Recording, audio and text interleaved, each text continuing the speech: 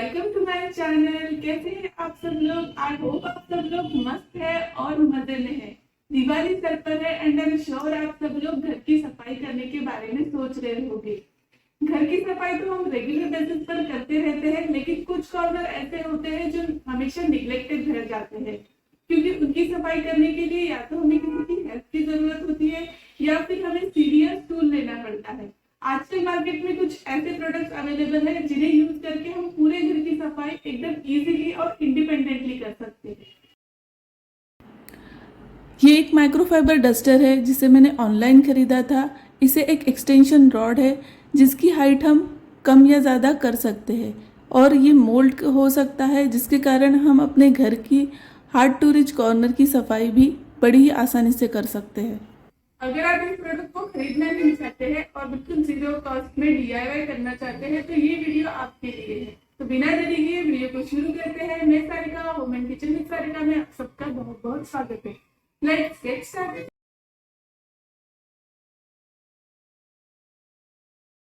आजकल मार्केट में बहुत सारे फैंसी स्पैटुला स्पून आए हैं जिन्हें हम खरीदते रहते हैं और इसकी वजह से हमारे जो पुराने स्टेनलेस स्टील के चम्मच है वो कहीं पर पड़े रहते हैं। इन स्पून को हम इजीली रीयूज़ कर सकते हैं। अगर आपके पास भी इस तरीके का स्टेनलेस स्टील का स्पून है जो आप इजीली हाथों से बेंड कर सकते हैं तो आप ये DIY ज़रूर कर सकते हैं। स्टेनलेस स्टील का ये चम्मच पतला होने के कारण मैं इसे इजीली मोल्ड भी कर सकती हूँ और इसी वजह से मैं इसे बनाने वाली हूँ मोल्डेबल क्लीनिंग डस्टर। इसे बनाने के लिए हमें ज़रूरत है एक रॉड की। आप लकड़ी का या प्लास्टिक का कोई भी रॉड ले सकते हैं जो आपके पास अवेलेबल हो। अब इस स्पून को हमें इस रॉड से अटैच कर देना है। अटैच करने के लिए हम सेलो टेप का यूज़ करेंगे, क्योंकि अगर आप सेलो टेप से इसे अटैच करते हो तो ये काफ़ी टाइटली इसके साथ फिट हो जाता है और बिल्कुल भी इससे निकलता नहीं या फिसलता नहीं है। और यहाँ पे मैंने यूज़ किया है एक पुराना टर्किश टॉवल। अगर आपके पास टॉवल नहीं है तो आप कोई भी बेडशीट यूज़ कर सकते हैं या फर वाली कुशन कवर का यूज़ कर सकते हैं। अब इस स्टिक को टॉवल के ऊपर रोल करके मैं इसे अच्छे से कवर कर दूंगी। आप चाहो तो टॉवल को हाफ में कट भी कर सकते हो। मुझे इसे कट नहीं करना था, इसलिए मैंने पूरा टॉवल का यूज़ किया है।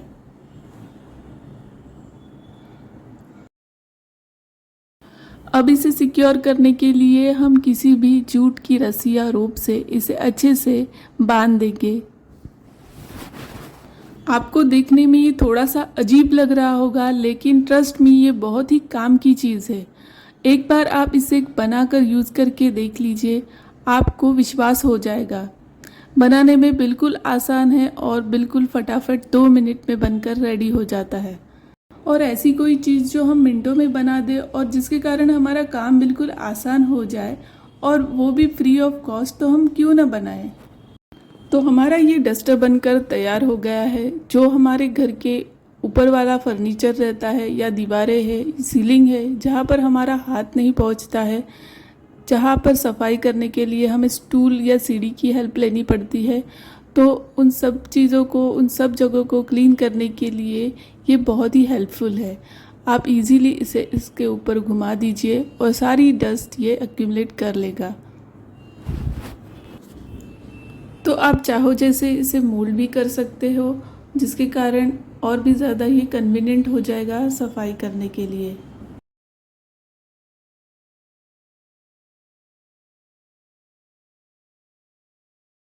इसे इस तरीके से होल्ड करने से एक अच्छी ग्रिप मिल जाती है और बिल्कुल ऐसा लगता है कि जैसे हम इसे अपने ही हाथों से साफ कर रहे हैं।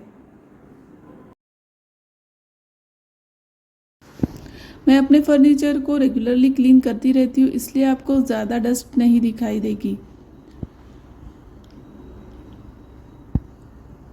अब हमने जहाँ पर स्टिक को अटैच किया था स्पून के साथ, ठीक उसी पॉइंट पर हम उसे मोल्ड कर देंगे। अपने घर के फर्नीचर के ऊपरी सरफेस को क्लीन करने के लिए भी हम इसे यूज़ कर सकते हैं। इसके साथ हम अपने फ़ैन की भी क्लीनिंग बहुत अच्छे से कर सकते हैं। घर की सफाई होने के बाद हम इसे ओपन कर देंगे टॉवल को वॉश करके सुखा देंगे और जब कभी हमें इसकी ज़रूरत होगी तो फिर से बना लेंगे, क्योंकि बनाने में ये बिल्कुल आसान है। इसे हमने जो एल शेप दिया है उसकी वजह से आप देख सकते हैं घर के हर एक कॉर्नर को ये बहुत ही अच्छे से क्लीन कर सकता है। जो डस्टर हम मार्केट से ख़रीदते हैं वो भी बिल्कुल ऐसे ही काम करता है, और ये डस्टर तो हम बिल्कुल ज़ीरो कॉस्ट में ही बना सकते हैं। देखिए कितनी सारी धूल इसने अक्यूमुलेट कर दी है।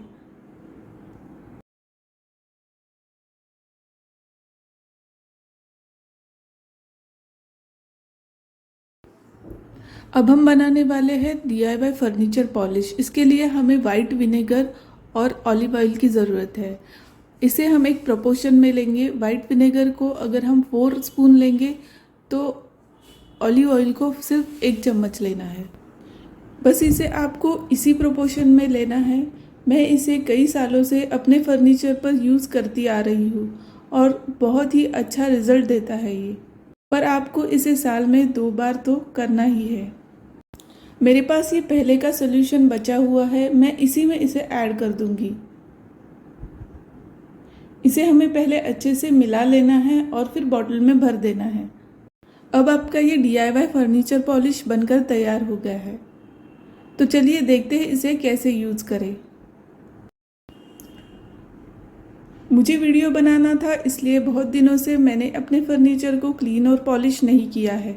आप इसकी हालत देख ही सकते हो, और अब पॉलिश करने के बाद आप उसका रिज़ल्ट भी देख लो।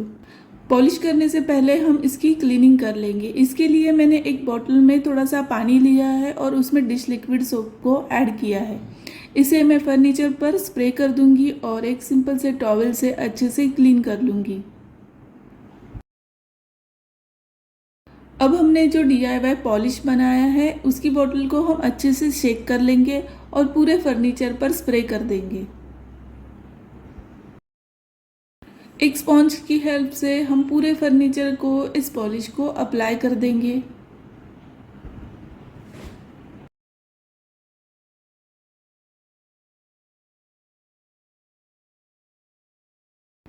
यहाँ पर मैंने हाफ पोर्शन पर पॉलिश अप्लाई किया है और हाफ पर नहीं किया है, और आप डिफरेंस इजीली देख सकते हो।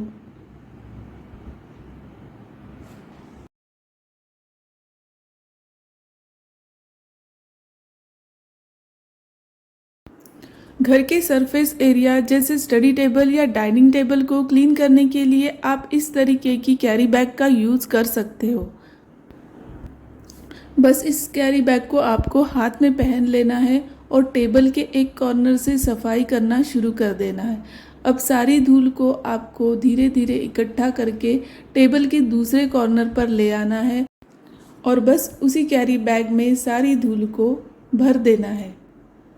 इस तरीके से इस कैरी बैग को उल्टा कर देना है, जिसके कारण धूल अंदर ही रह जाएगी।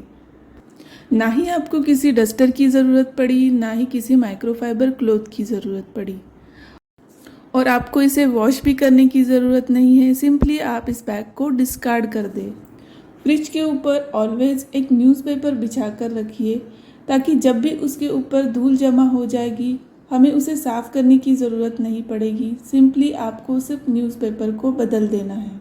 घर के स्विच बोर्ड को क्लीन करने के लिए पानी का यूज़ करना थोड़ा सा रिस्की हो सकता है, लेकिन नेल पेंट रिमूवर से हम इसे बहुत ही ईजीली साफ़ कर सकते हैं।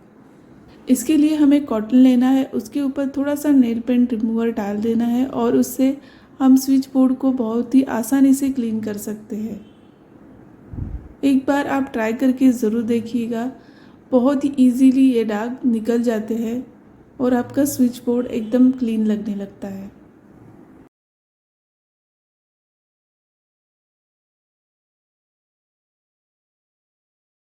अगर आपके रेफ्रिजरेटर का डोर भी स्टेनलेस स्टील का बना है तो उसे क्लीन करने के लिए सिर्फ और सिर्फ डिश लिक्विड सोप का ही यूज़ करें। उसके ऊपर विनेगर, सोडा ये कुछ भी ट्राई ना करें, और उसे क्लीन करने के लिए स्पॉन्ज का यूज़ करें। स्क्रबर से अगर आप इसकी क्लीनिंग करने जाओगे तो उसके ऊपर स्क्रैचेस आएंगे।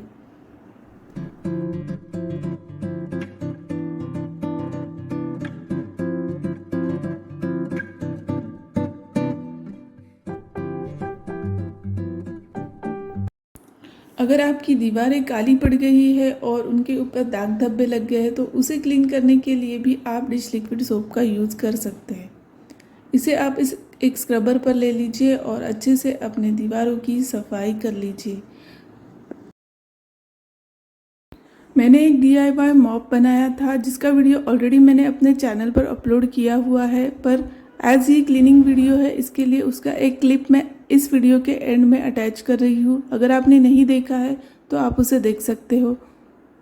जाने से पहले मैं आपसे एक छोटी सी रिक्वेस्ट करना चाहूँगी कि अगर आपने अब तक मेरे चैनल को सब्सक्राइब नहीं किया है तो प्लीज़ सब्सक्राइब कर लीजिए, और उसके लिए आपको वीडियो के नीचे एक सब्सक्राइब का इस तरीके का रेड बटन है, उसके ऊपर क्लिक करना है। साथ में एक बेल आइकन है, उसे भी क्लिक कर देना है ताकि मेरे आने वाले नए वीडियो के नोटिफिकेशन आपको मिलते रहेंगे। और सब्सक्राइब करने के लिए आपको कोई भी चार्जेस नहीं लगते हैं। अगर आपको ये कंटेंट पसंद आ रहा है तो आप मुझे कमेंट करके ज़रूर लिखिए। आपके हर एक कमेंट का रिप्लाई देने की मैं पूरी कोशिश करती हूँ। अगर ये वीडियो आपको ज़रा सा भी पसंद आया है तो इसे लाइक करना ना भूलें। इस वीडियो को आप अपने फ्रेंड्स और फैमिली के साथ भी शेयर कर सकते हैं।